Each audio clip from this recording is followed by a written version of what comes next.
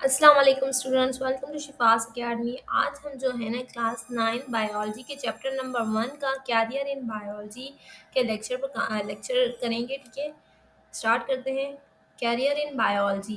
Career in biology जो है ना, बायोलॉजी का आगे कैरियर क्या है, मतलब बायोलॉजी तो आ गई, ठीक है, स्टडी ऑफ लाइफ, साइंस की ब्रांच आ गई। ठीक है, अब इसकी आगे इसका कैरियर क्या है, मतलब हम किस किस फील्ड में बायोलॉजी को अप्लाई करके हमारे लिए फ़ायदा उठा सकते हैं। ठीक है, तो सबसे पहली जो है वो है medicine and surgery. Medicine and surgery.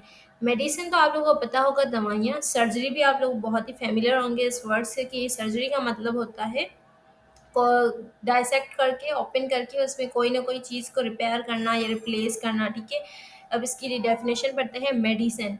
Medicine deals with diagnose and treatment of disease. Medicine जो है ना, किस चीज़ को डील करती है, मतलब किस चीज़ में काम आती है। डायग्नोस करने के बाद किस कोई चीज़ अगर डायग्नोस का मतलब होता है तस्दीक कर देना, मतलब मिल जाना कि इसमें ये, मतलब जिस तरह से हमें पता चल जाए कि अच्छा यहाँ पर ये इसमें गड़बड़ है, मतलब किसी बॉडी में डायग्नोस कर लेना कि अच्छा इसको टीबी है या फिर अच्छा इसको शुगर है। ठीक है, ये डायग्नोस होता है। डायग्नोस का मतलब पता चल जाना कि क्या बीमारी है। And treatment of disease. अब ट्रीटमेंट करना है डिजीज़ को, तो फिर हम किस चीज़ को यूज़, अब डायग्नोस तो हो गया, पता चल गया, अब उसको ट्रीट करना है, उसका इलाज करना है, तो उसमें मेडिसिन हमारे काम आएगी। ठीक है, तो मेडिसिन का काम यहीं तक है, मतलब ये इस चीज़ में काम आती है। अब सर्जरी। सर्जरी क्या करने में काम आती है? सर्जरी का मतलब होता है, सर्जरी डील्स विद रिपेयर, किसी चीज़ को रिपेयर करना। जिस तरह से सर्जरी जो है ना, इसकी वजह से काम आती है। फॉर एग्जांपल हार्ट में कोई मसला है, दिल में कोई मसला है, ठीक है, तो उसको रिपेयर करने में सर्जरी करेंगे हम, मेडिसिन नहीं करेंगे। मेडिसिन तो उसको थोड़ा बहुत क्या कर सकती है, उसका इलाज कर सकती है, लेकिन अब उसमें कोई खराबी है तो उसके लिए तो हमें खोल के उसको सही करना पड़ेगा, तो उसमें सर्जरी काम आएगी। सर्जरी किस में काम आती है? रिपेयर करने में, रिप्लेस।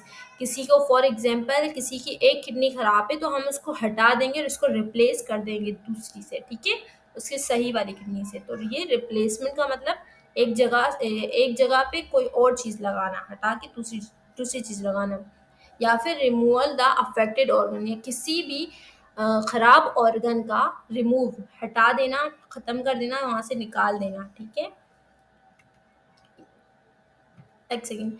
अब जो ये क्वेश्चन है ना, कैरियर इन बायोलॉजी क्लास 9 के जो ये जो टॉपिक है ना, इसमें ये जो है ना पूरा क्वेश्चन नहीं आता है कभी भी।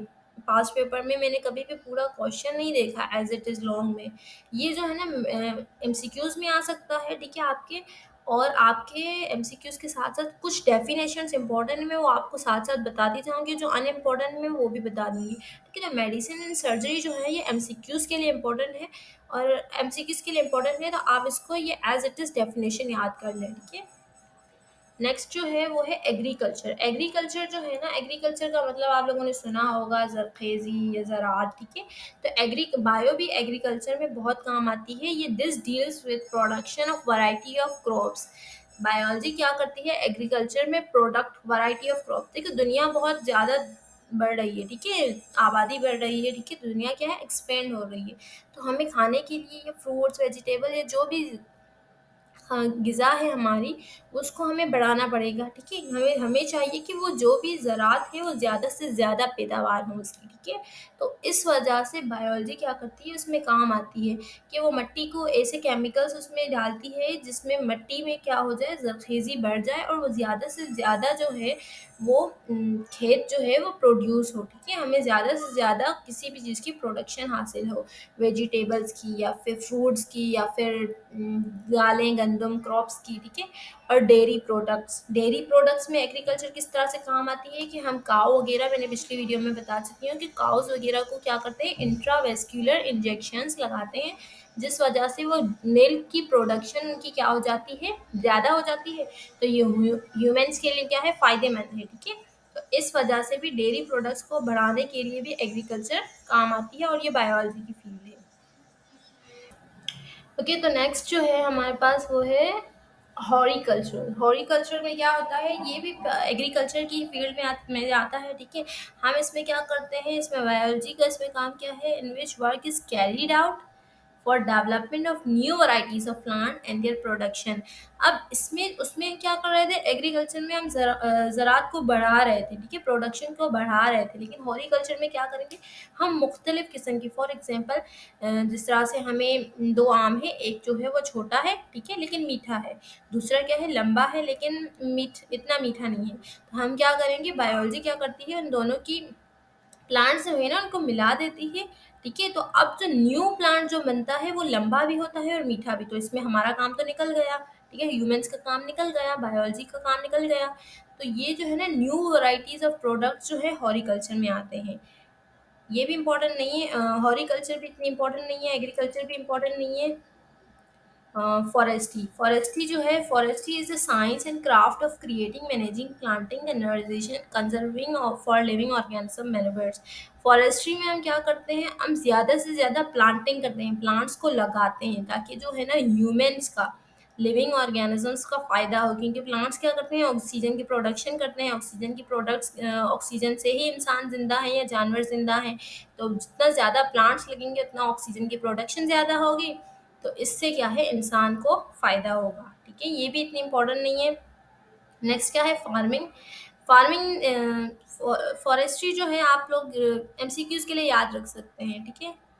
फार्मिंग क्या है, farming in this profession the development of different kind of farms take place such as fish farm, cattle farm, poultry farm, etc.